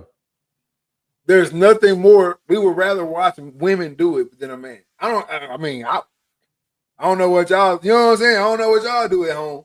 I don't know how y'all's home life is. But it's more enjoyable to watch a woman do something than it is a man. I don't care too much about seeing a big muscly man rub up against another big muscly man. That ain't the type of shit I'm into. Right. So when you get down to the nitty gritty of it, we would rather watch the woman do it anyway. That's why I never understood why the WNBA was so tragic. Yep. And then you get to breaking it down, and then you find out why the WNBA is so tragic. A shitty product. Yeah. But you already want to watch the women do it anyway. So all it takes is a little bit of planning, and you on top. We saw it with the lingerie football league. Ain't no way that shit should have got off the ground, but it did. They're still rocking. Still rocking. But it did. It got off the ground. So I think the softball would be great. I from the beginning, I was so pissed when they came up with the women's pro baseball. I thought that was stupid. That was dumb. Yeah, just do it with softball. Like, it's already there, and we like watching it. Everybody loves watching this. So I think they're gonna be all right, man. Shout out to them again. I'm gonna catch a few games. We might have to try to make that trip to the Round Rock too. Oh yeah, that's right down the road. That's what I'm saying. We might have to make that trip to the Round Rock series and see what they're working with, man. Do a live, do a little video and a little podcast out in the bleachers. Get talk to the people. Man, what about you out here today? Yeah, that'd be lit. I ain't gonna lie.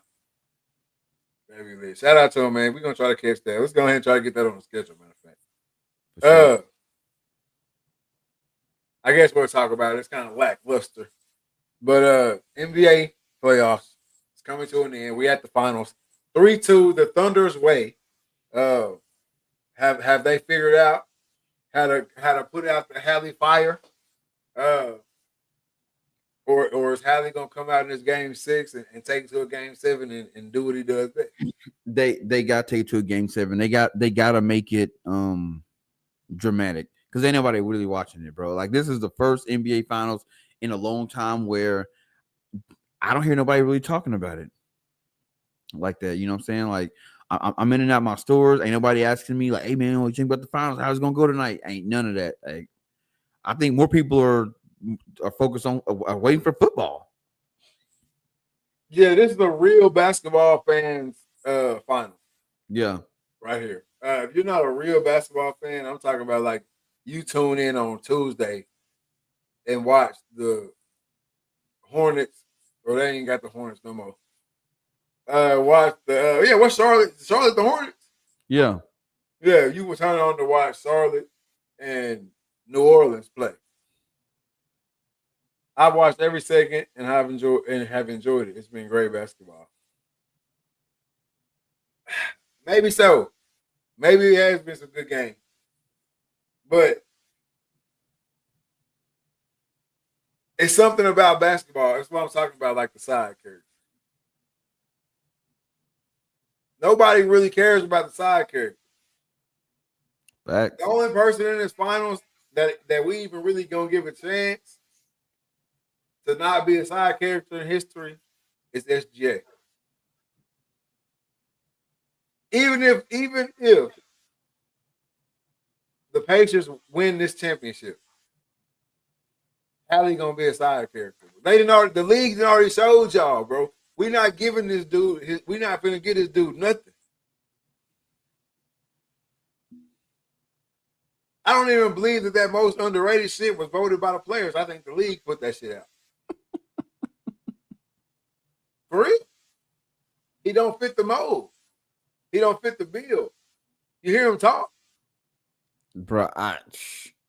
I see memes of him. I ain't seen him talk. I ain't watched an interview. I seen that in him doing that's it. And you then listen to him talk, you would never think if you listen to him talk and didn't turn on the screen and know he had on a Pacers jersey or whatever,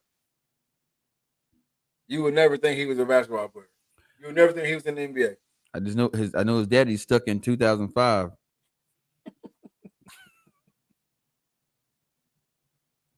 Wearing on them big ass clothes.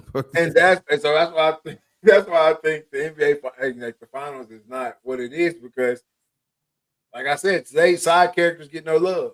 Yep. Side characters get no love.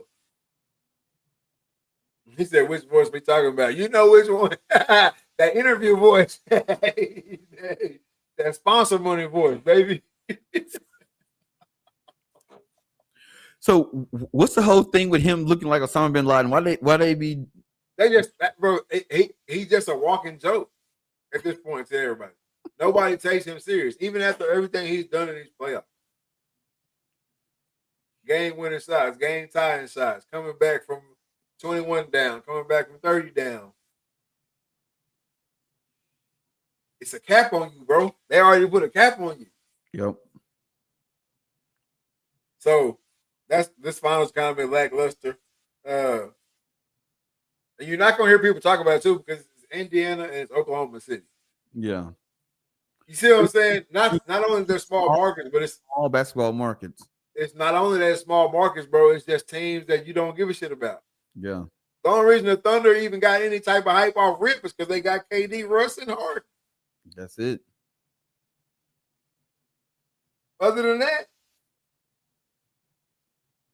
okay. You know what I'm saying?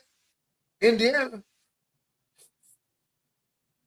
You ain't heard shit about them since the Malice in the Palace. I'm gonna say since Michael Jackson. Gary. But no, nobody cares about the Pacers, bro. Nobody really cares about OKC for real.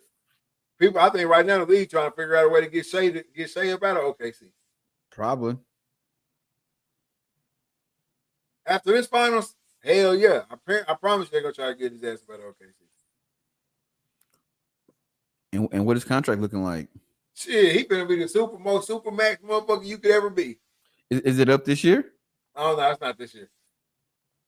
It's not this year, but hey, he gonna be the most super max you could ever be.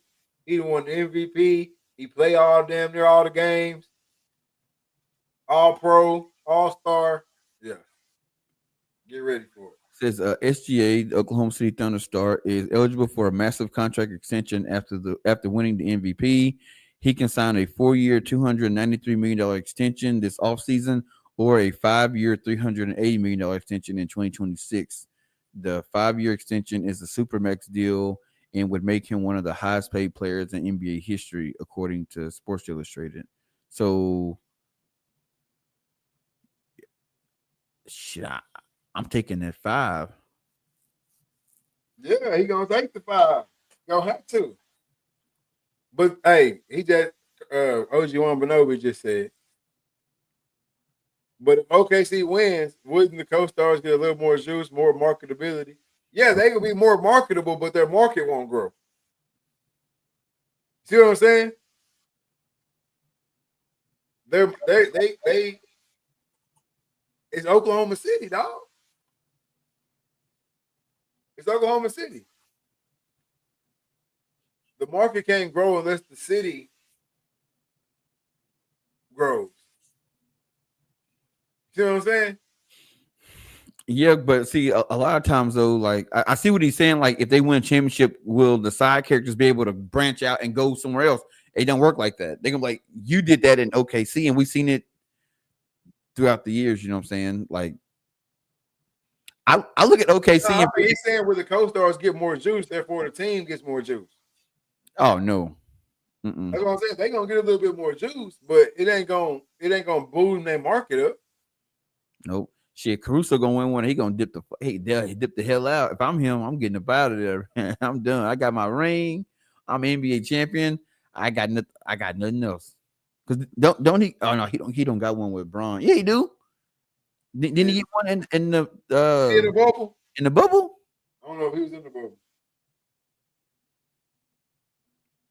Hey, I think he was.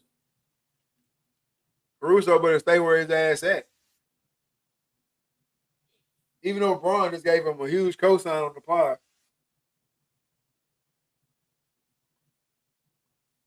Hell yeah. He got one in 2020 with LeBron. Yes. Hey, Braun did give him a stupid cosign the other day on the pod. You see that shit? He said that was his favorite player that he ever played with, or favorite teammate that he ever played with. Shit. Caruso got NBA champion in 2020, NBA All Defensive First Team in 2023, All NBA Defensive Second Team 2024, and he got the NBA Hustle Award in 2024. All Team G League. Shit. Caruso go around, hang it up. I'm telling you. Appreciate y'all. You got 2 of them things. These knees still good. and he went to A&M, so he a legend out there. Hey, so but check this out. I'm glad we bringing this up in lieu of what I was talking about earlier. 2 rings, all NBA, all defense, all that shit. Our kids ain't talking about Caruso, dog. Never. No, they might be talking about him like, man, he's 22 years old, look like he's 40. They're not even gonna remember him. Nobody's gonna even remember him, bro. I ain't gonna lie. If I wouldn't have watched the highlight, I didn't think he was still in the league. Nobody will remember him. 2 rings, all defense. They talk about that shit with the greats. He ain't got no all defense. Potential 2 rings. He ain't got it yet. Man, they OKC winning this shit. I done told y'all they capping Hallie off. OKC finna win this championship, man.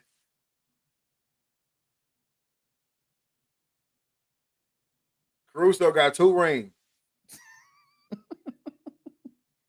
And will not be remembered in this NBA. It won't be remembered. Think about this. Juwan Howard will be remembered more in NBA history than Caruso. He got 1 ring. But that's because he come from back there. Yeah. Don't nobody give a damn about that 1 ring he got. That 1 ring that he got with that he didn't play. I don't think he played no minutes. I don't think he played any minutes when they won that ring in Miami. I think it was just he was just happened to be on a team when Bron and them did their thing. But Juwan Howard, damn, I think he at Michigan now though, coaching. He said y'all disrespecting the GOAT like that. Caruso will be an honorable mention, like Brian Scalabrine. I don't even know who Brian Scalabrine is.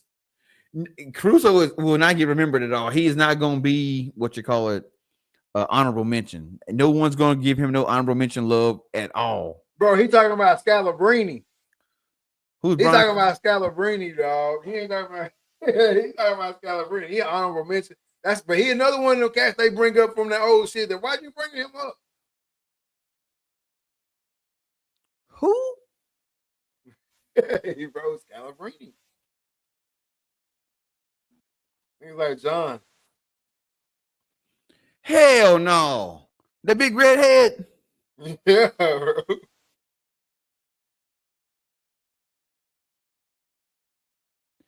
Do you want to know what his last stats when he is in the NBA were?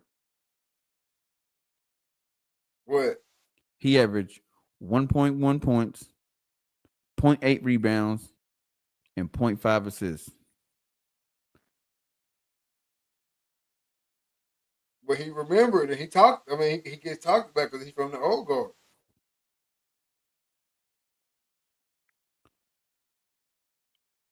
Scalabrini was around there with KG and them. Oh, he came in the league in 21 from New Jersey Nets. And then in 05, he went to Boston, got him 1. And then he finished out in 2010 with the Chicago Bulls. But people we bring Scalabrini up, man. It's Brian. That's what I thought it was John. Brian Scalabrini. That's it. Hey, I will say this right here. And this kind of the same reason Scalabrini get brought up too. They will only be brought up if white people are in this conversation.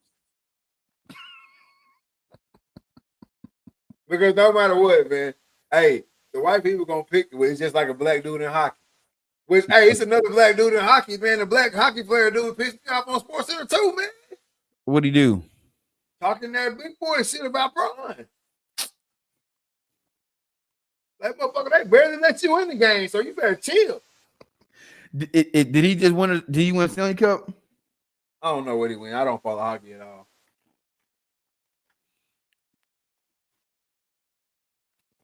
No, I think there was a cat for the Panthers,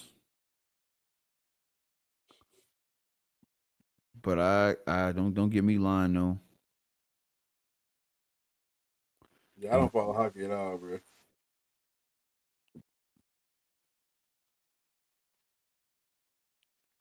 Yeah. Seth Jones, baby. Seth Jones. That's not who it was talking. Oh, I don't know. It was like Hammond or something like that. yeah. Shout out to Seth Jones, man. Got him a Stanley Cup. First African American to get a Stanley Cup championship.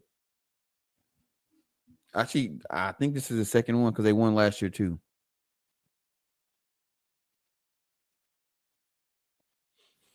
Bro, I just be some of these cats just be pissing me off, man. Talking that big boy shit. Oh no, he just got signed to him this year, so this is his first one. He got traded from Chicago,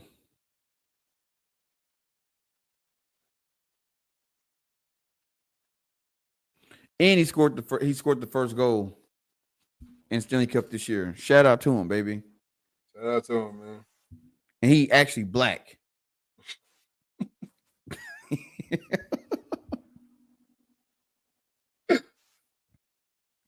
But you know, I always hear people talk about that, like, man, why don't more black people play hockey? It's like, cause ain't a lot of black folks where they got hockey at. Ain't no hockey rinks in Texas and Louisiana and Mississippi. But ain't it crazy though that Florida is the team that won a Stanley Cup? Yeah, because it ain't like your normal. It's not a hockey state. Yeah. Well, shit, them cats down that team ain't from Florida, so. Oh hell no, they're not from Florida. They all from Canada, bro. Have you ever watched the NHL draft? No. I just told you I don't follow hockey at all. So I watched it last year because they had it in the Sphere in Vegas, right? Yeah. Bro, every single cat drafted is from Canada. Either, or I ain't say, yeah, pretty much from Canada. Either Canada or somewhere overseas. There was like very few cats from America.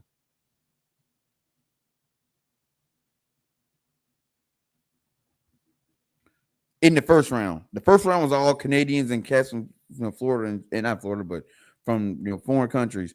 Then you get what you call it, second, third, fourth round. Then you get your American cats in that joker, but most of them was all Canadian. And then they all like 16, 17 years old.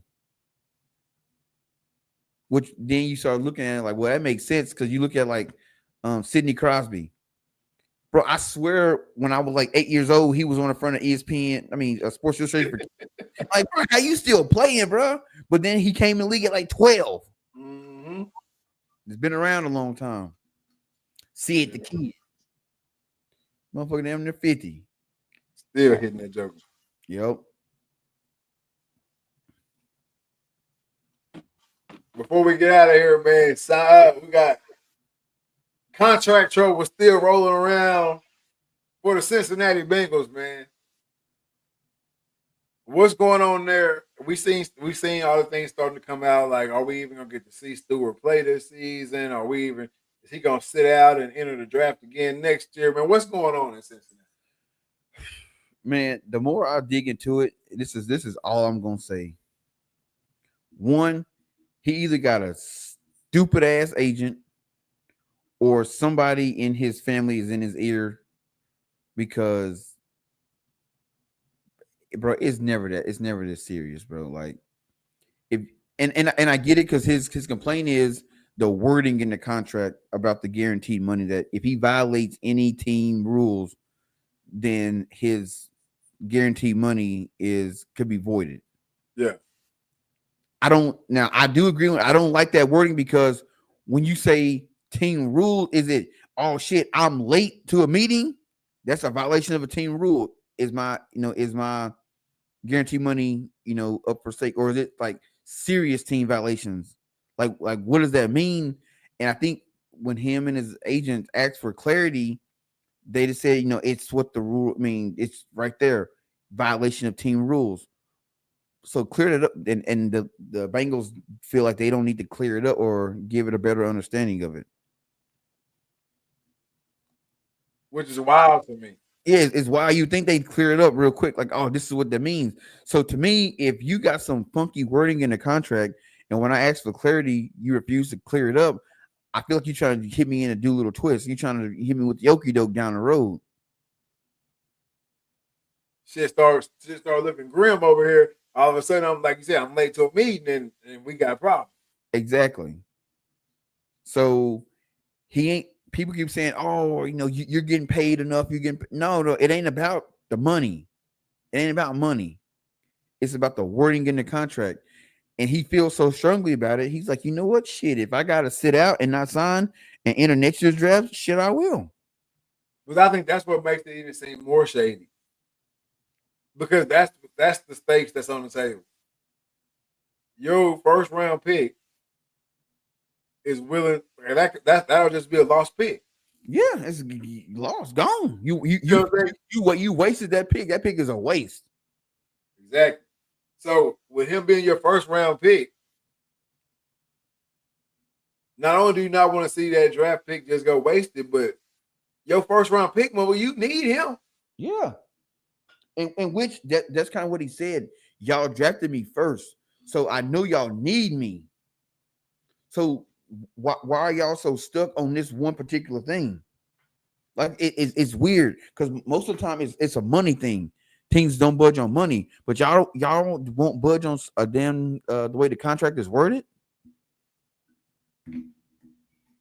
That's what makes it seem shady. Exactly. That's what makes it seem so shady, man. But I hope they figure it out because everybody knows a year out of the game is not what you need. No. There ain't enough working out in the world, man. There ain't enough working out in the world. So a year out of the game, he could literally go. He'll be a year out of the game, former first round pick, enter the draft, and go day 3.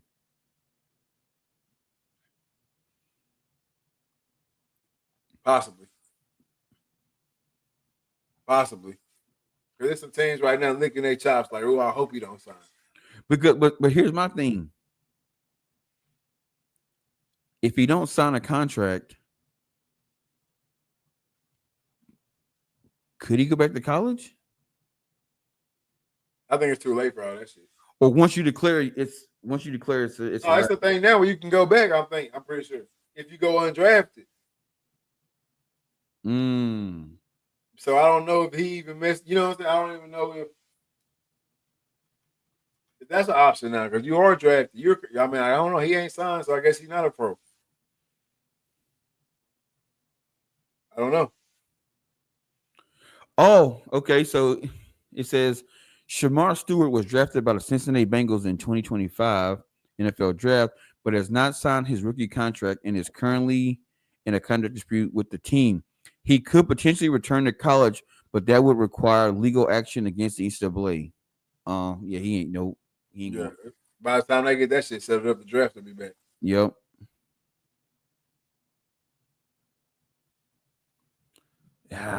What would you do in the situation? I can't speak on it because I don't know how shiesty that shit feel in the meetings. If I'm in those meetings and it feels super shiesty and like, I don't know because it's almost like a lose-lose for them at this point. Yeah. Like I understand it's all a business and nobody understands that more than the people in those meetings, but I'm feeling if I'm him, I feel some type of way because y'all drafted me in the first round. This little discrepancy in the damn contract that we brought to y'all's attention has caused all this shit. So y'all really don't rock with me. It's what it seems like. Yeah. Then if I'm the Bengals, we done gave you this chance of a lifetime to be an NFL football player, what you've been working for your whole life or whatever. And you kind of spit in our face a little bit right here. Most people just sign it. See what I'm saying? Yeah. So moving forward, let's say they do get the deal done. Moving forward, what's that relationship like with the Bengals between him and his camp? That's it. So I don't know what I would do in this situation. You almost just want to sign it, but you're so deep into it now that even just signing it don't fix the shit.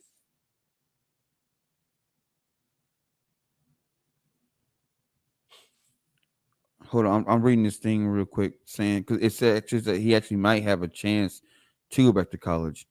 It says Article 6, Section 6 says if any college football player who becomes eligible for the NFL prior to exhausting his college football eligibility to participating is drafted by an NFL club and returns to college, the draft club's exclusive rights to negotiate and sign a player contract with such a player shall continue through the date of the draft that follows the last season in which the player was eligible to participate in college football, and therefore the player shall be treated and the club shall have such exclusive rights as if he was drafted in such a draft by the such club.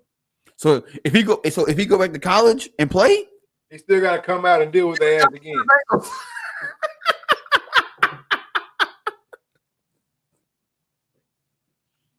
They still got to go deal with their ass. So really, they got it. They have exclusive rights to him already. Should I go back and play again? I still would. Why not? It's better than sitting out of here. Yeah. But in order to go back to, he does have to file a motion with the NCAA to allow him to come back. Which I think he would have a clear case. Look, I'm technically not a pro. I did not sign a contract. Yeah, but you gotta get the man sitting on the other side of the desk. Like, look at this guy crying over me. You know what I'm saying? Crying over an NFL contract.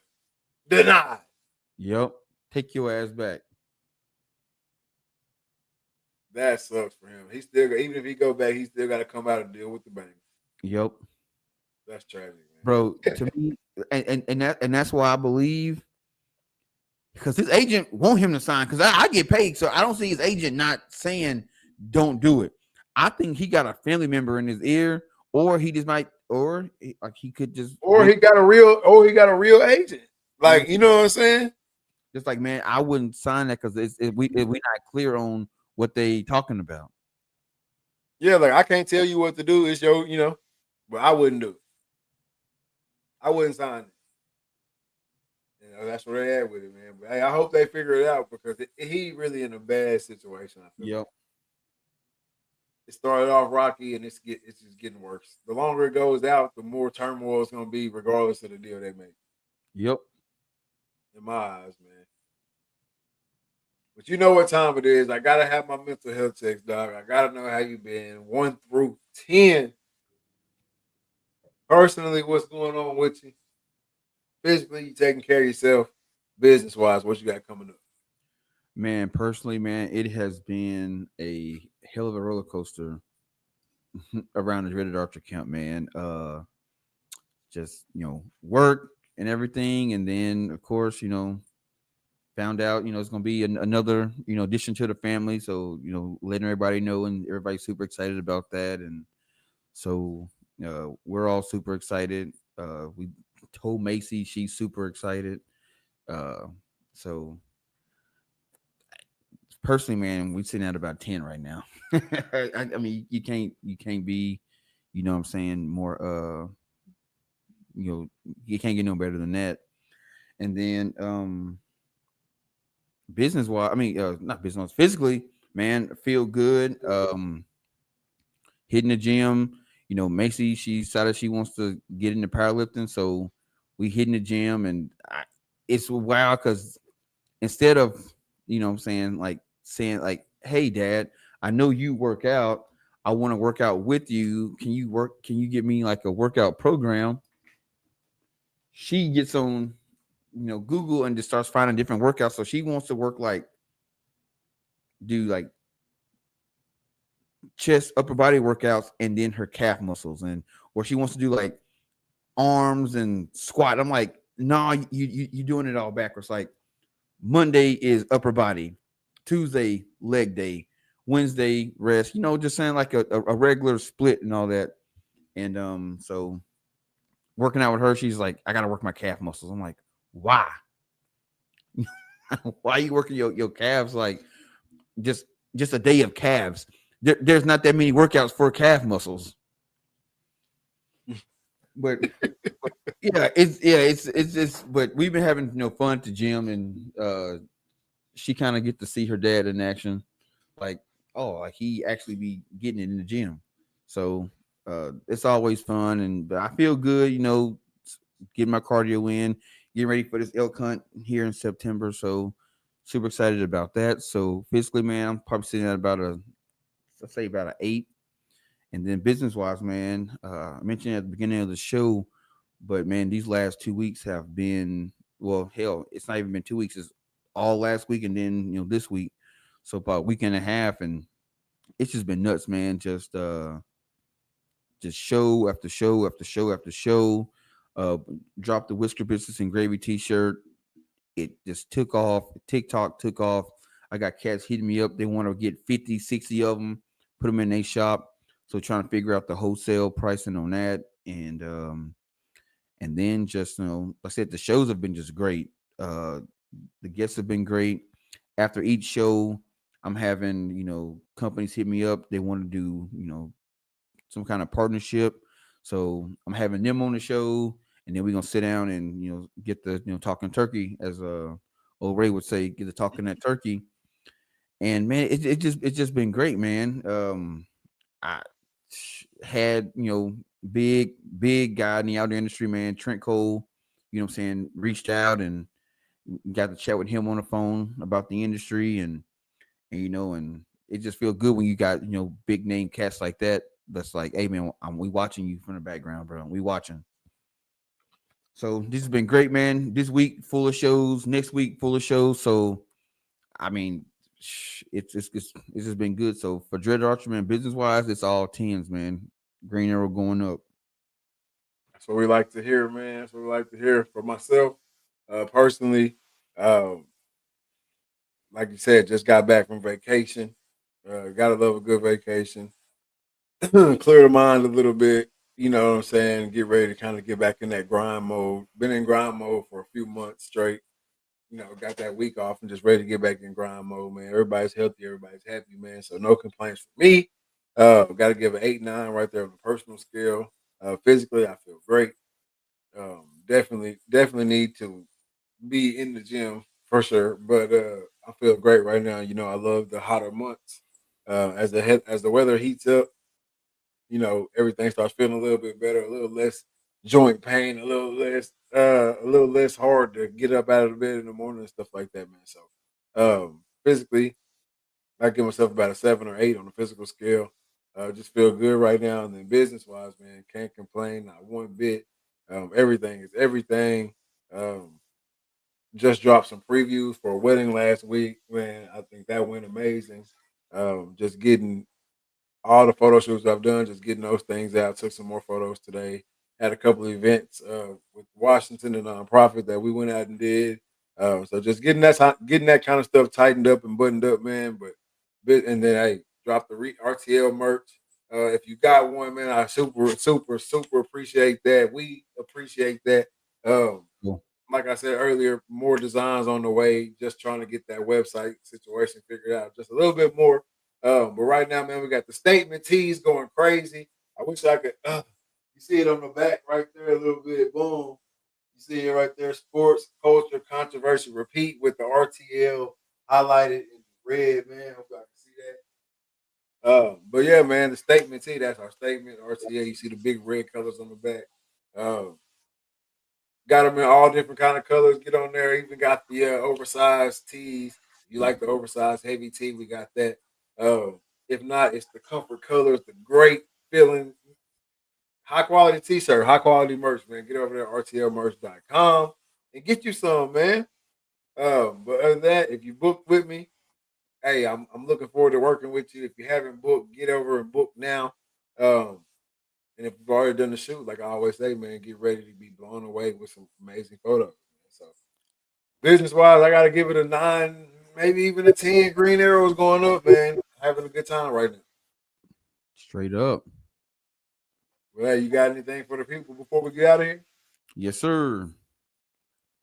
Two rights don't. Yeah, two rights, two wrongs don't make a right. Two rights make a left, and that's the wrong way.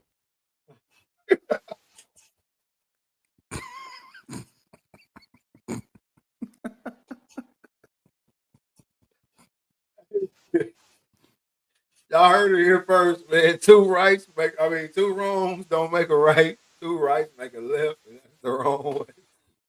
Straight up. Hey, man, that's wild, man. Y'all know what time it is, man. It's the summertime, man. The crazies is out.